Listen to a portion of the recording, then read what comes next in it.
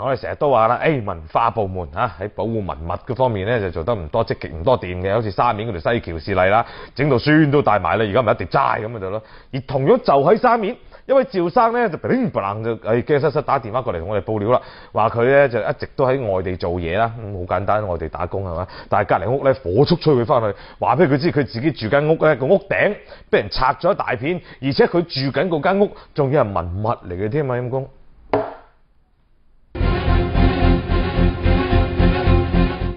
喺外地工作嘅趙先生，琴日收到朋友通知，話佢住緊嘅公房屋頂正喺度大興土木。趙生馬上趕翻屋企，一棟3層洋樓嘅頂樓，嚟到抬頭一睇，哇，大件事咯！屋頂嘅瓦片唔單止全部被牽走，就連支撐屋頂嘅斜緣都被拆咗。100幾年嘅歷史㗎啦，咁你依家如果係冇去知會下文物局啊各方面嘅，咁就變咗唔知係點咯。你一話收啊或者咩搞錯少少就有好多麻煩啦，會冧噶嘛。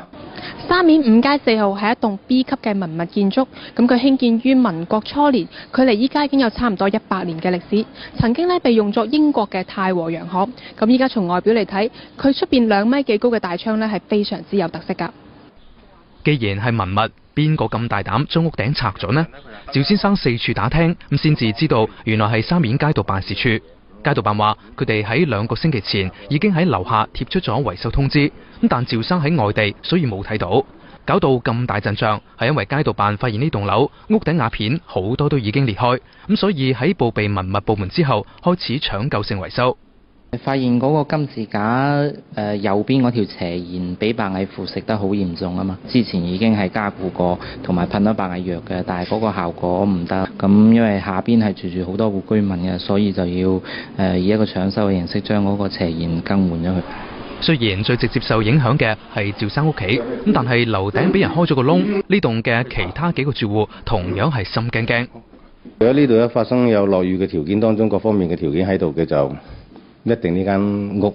整棟樓就一定係有好大問題啦，呢個最擔心嘅，希望呢段時間唔好落咯。街道辦應承會做好防禦措施，咁爭取喺1個月內完成工程。話時話搶修文物的確緊要，咁但係咪都要事先同住戶溝通好先呢？